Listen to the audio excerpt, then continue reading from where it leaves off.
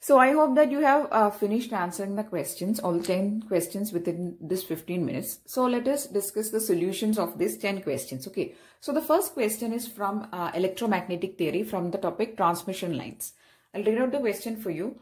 A transmission line having characteristic impedance of 50 ohm has to deliver 10 kilowatt power at 100 kilohertz of frequency to a load. Okay, so the characteristic impedance Z0 of the line is being given and Z0 is equal to 50 ohms.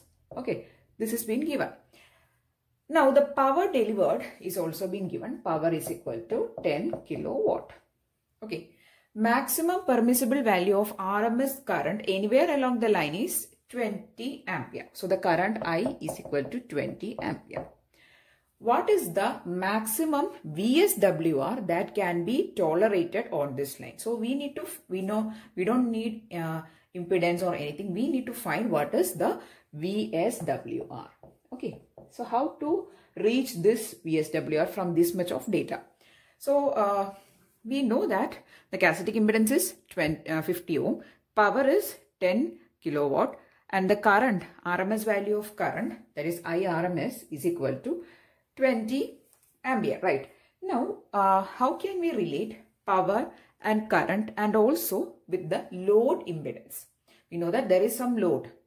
This power is actually being delivered to the load. So, how can we relate this power and the load impedance?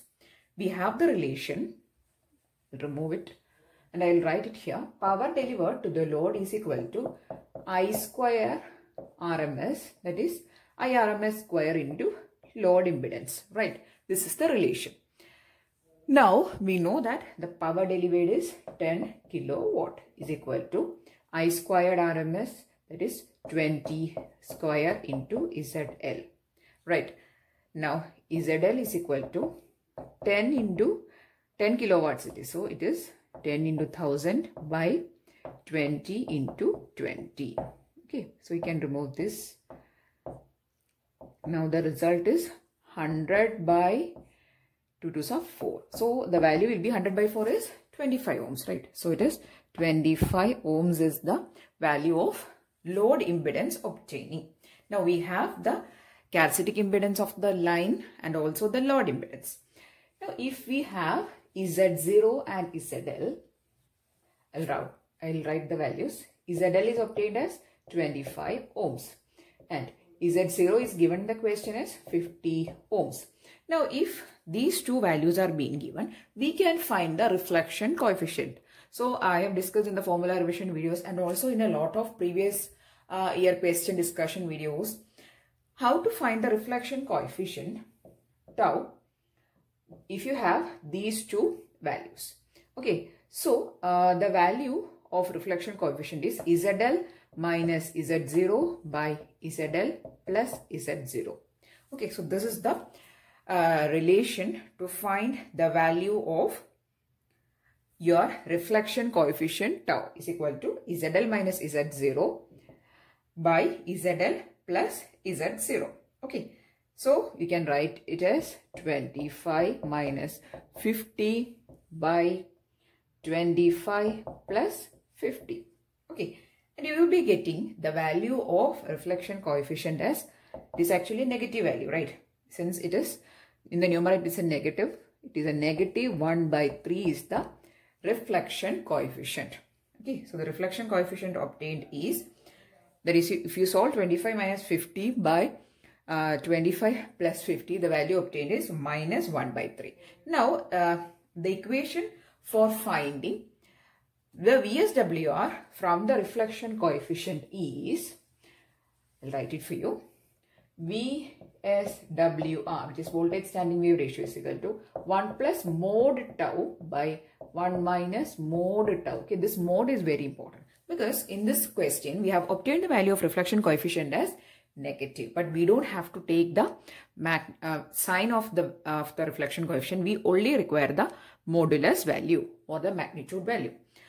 So you can substitute it as 1 plus 1 by 3 by 1 minus 1 by 3.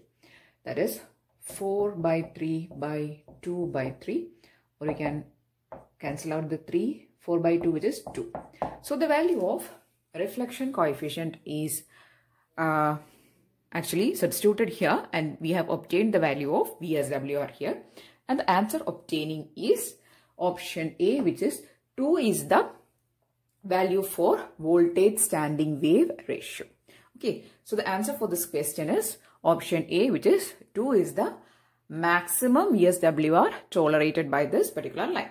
Okay, now moving on to the next question. The current flowing through a capacitor in an AC circuit is dash. Okay, I have only written the answer here because the options were pretty easy, and also it is there is no much confusion. The answer for this question is displacement current. Okay, so the displacement current is actually the current flowing through the capacitor in an AC circuit. Okay, whenever the capacitor is being used in an AC circuit, the current flowing through is a displacement current.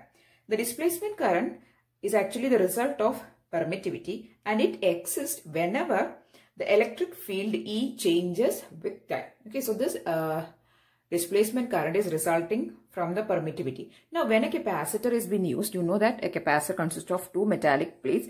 In between, there is some insulator or non-conducting material is placed with a definite permittivity. This material is having a definite permittivity, and due to this permittivity of the insulating material, the current flowing through this capacitor, whenever an AC field is applied to it, so whenever an AC field is applied to this capacitor, the current flowing through is actually the displacement current. Okay, so the answer for this question is option C, which is displacement current. Other options were there is option A, non-existent, B, conduction current, C was a displacement current, D, none of this. Okay, correct answer is displacement current. The next question is from digital electronics. The question is, which of the following is the Boolean function for majority voting? Here A, B, C are inputs, Y is the output. Okay, so we need to find a majority voting function for that is out of which is a majority voting function. Now, what is actually a majority voting function? Majority voting function means, consider if there are three inputs. The inputs are A, B and C. The function, the output function Y is said to be a majority voting function. Means the output is only one when at least 2 or more number of inputs is 1. That is, if there are 3 inputs, at least 2 of these has to be 1. That is, it has to take input 1 to make the output function as 1. Only then the function is called a majority voting function. I hope it is clear. So at least if A and B or A and C or B and C, 2 of these inputs at least has to be 1 to make Y is 1. Okay, so that is a majority voting function. Now let us analyze the options. So option A is AB plus BC plus CA. Let us discuss that later. Option B is Y is equal to A plus B plus C. That is actually not a majority voting function, because here if any of these value is equal to 1, consider A is 1, then 1 plus and other 2 has to be 0, right? That is, we are assuming it is 0. So the output will be 1. Now here only A is 1 but the output is 1. So this is not a majority voting function. Okay. At least 2 of this has to be 1. Only then Y has to be 1. Then next one is A plus C. Again, that is not a majority voting function, because here we are not even considering the third input. So it is not a majority voting function. And here if at least one value is 1, that is, if A is 1 or C is 1, the output will be 1. Okay. Now let us see the Y. That is the option A. Option A is equal to AB plus BC plus CA. Here at least 2 of this has to be 1. That is, you have to make either AB as 1 or BC as 1 or CA as 1 to make Y as 1. So for that, A and B has to be 1. That can be one case, or B and C has to be 1. Both B and C should take 1 as inputs, or A and C combination has to take 1. Only then your Y will be 1. That is, for making this function Y as 1, either this product has to be 1 or this product has to be 1 or this product has to be 1. For that, we know that for a product function, both the variable has to be 1 to give output as 1. So AB, that is A and B, or B and C, or C and A, has to take 1. Okay, so here if we are taking 3 input variables A, B and C, out of which at least 2 variables has to be 1 to make output as 1. So this is a majority voting function. So while discussing this question, I hope the concept of majority voting functions is clear to you. That is the functions in which your output is produced as 1 only if at least 2 or more number of variables is 1. Such a function is called a majority voting function. Correct answer for this question is option A is the correct answer. Next is a question from network analysis. The question is the minimum number of equations required to analyze the circuit. So this is actually, you don't need to solve anything. You just need to find how many equations are actually required to solve this circuit. So for that, we need to find how many loops are actually present in this circuit. And if the number of loops is a particular value equal to Z, then Z number of equations are actually required to solve this or to analyze this circuit. You can have more equations also, but Z equations are at least required. There is a minimum number of equations you require to analyze the circuit, all properties of the circuit. Okay, so we'll find how many loops are present first. Now, in order to find the number of loops, okay, so this is again a theory thing. You should know this. Number of loops for a circuit is equal to B minus N plus 1, where B is the number of branches in this circuit and N is the number of nodes. Okay. Now let us analyze the circuit and find how many number of branches are present and how many number of nodes are present. Then we'll find number of loops. Okay. I have actually marked the number of branches in the circuit. Okay. Here you can see this is one branch. This one is the second branch. Here from this point to this point is the second branch. From this point to this point is third branch. We know that actually nodes are actually connecting the branches. Okay, so this is the third one. This one from this point is the fourth branch. This branch is the fifth branch. This one is the sixth branch. This middle portion is the seventh branch. Sorry, actually from here. This is the fifth branch. This is the sixth branch. This vertical one is the seventh one and this vertical one is the eighth one. Okay. So totally how many number of branches are present? B is equal to 8. Totally 8 branches are present. Now let us see how many number of nodes are present. Number of nodes here in this circuit is, I'll circle all the nodes. Okay. This is node 1. Then this one is node 2. This one is node 3. This one is node 4. Again, this one is node 5. Totally, how many number of nodes are present? Total number of nodes is actually 5 nodes are present. Okay. So the number of nodes is marked. This is not a node. Okay. This is just a bending. Here also, this is not a node. This one. In the corner one, both corners are just bendings. They are not nodes. The circled ones are nodes. This one, this one, this one, this one, and this one. Okay. So this is the number. The circled ones are the number of nodes, which is 5 nodes are present, and the numbered are the branches. How many branches are present? 8 branches and 5 nodes. Now we can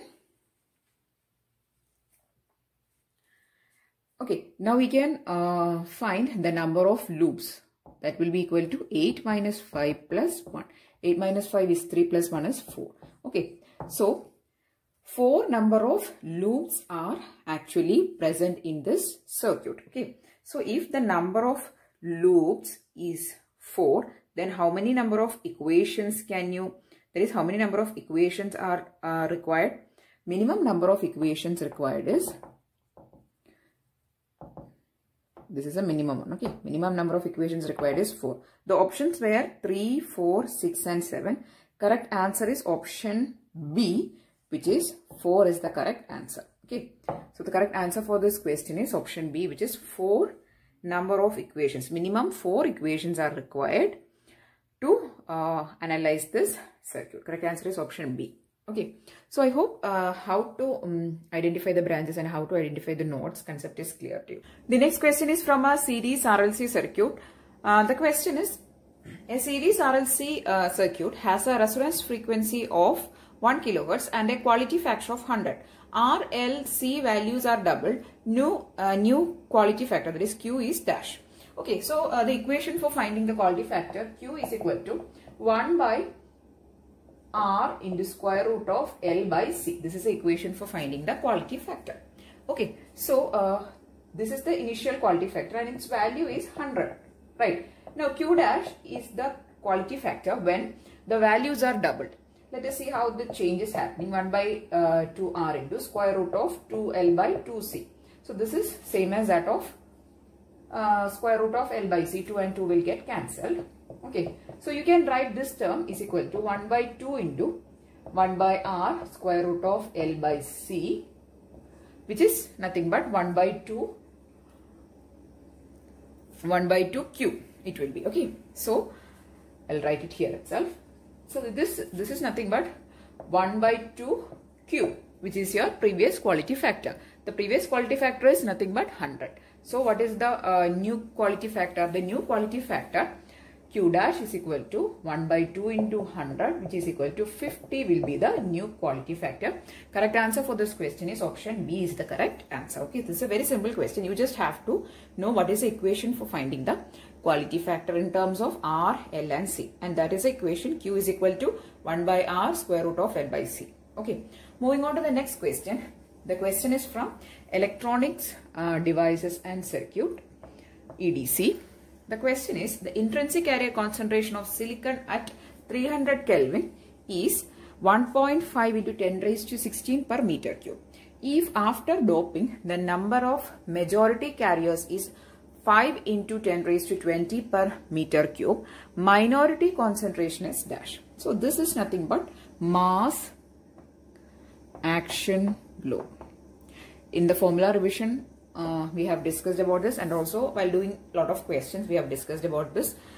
Majority concentration into minority concentration is equal to Ni square, where Ni is the intrinsic carrier concentration. Okay, just substitute in this and find the value of minority carrier concentration. What is the majority carrier concentration? It is 1.5 into 10 raised to 16. So 1.5 into 10 raised to 16 into its square, right? So 1.5 into 10 raised to 16 by, what is the majority carrier concentration? It is 5 into 10 raised to 20 per meter cube. So minority concentration is equal to this by 5 into 10 raised to 20. I can cancel out this 24 here, and here it is 12. Again 1.5, 5, then 0.3. So the answer obtaining is 4.5 into 10 raised to 11. Okay, so the correct answer for this question is option A, which is 4.5 into 10 raised to 11 per meter cube is the minority carrier concentration obtaining. Okay, so the equation is N into P. Either N or P will be majority and minority. So number of holes, number of electrons into number of holes, or you can say it is majority concentration into minority concentration is equal to intrinsic carrier concentration square. Okay, so this is the relation for finding this question, and the correct answer is option B, which is option A, which is 4.5 into 10 raised to 11 per meter. The next question is from analog electronics. It is from ADC. Okay, so the minimum number of comparators required to build an 8-bit flash ADC is dash. Okay, so the number of comparators required for a flash ADC is given by the equation 2 raised to n minus 1, where n is the number of bits of the ADC. Okay, so this is the direct equation for flash ADC. And this is the number of comparators. Okay, comparators is equal to 2 raised to n minus 1. This also we have discussed in the formula revision video also, and we have done questions also. Okay, so here it is 8. So 2 raised to 8 minus 1 is 256 minus 1, which is 255 is the number of comparators. Correct answer is option C. Next question is again from analog electronics. The oscillator shown in figure is having an ideal inverting amplifier. So this amplifier is an ideal inverting amplifier. Its frequency of oscillation is dash. So this oscillator, what is the frequency of oscillation? Okay, so this is a theory question. This is actually an RC phase shift oscillator, and the frequency of operation or frequency of oscillation is F is equal to 1 by 2 pi square root of 6 into RC. Okay, so this is the equation. Correct answer is option A. I have not included all the options. Correct answer for this question is option A is the correct answer, and this is a RC phase shift oscillator. Okay, please note this down.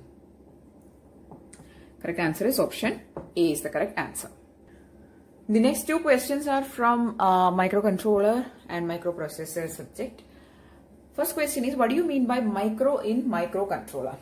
Okay, I have not again included the options because it is a theory question. Okay, micro means it is 10 raised to minus 6, and this micro is actually used for indicating the micro technology. It is a fabrication technology we use for manufacturing of these processors, and here the micro is actually the distance between two element transistors. We know that the base of all these microcontrollers and microprocessors and everything are transistors, right? So the distance between these two transistors in a microcontroller will be in the range of 10 raised to minus 6. It will be very close.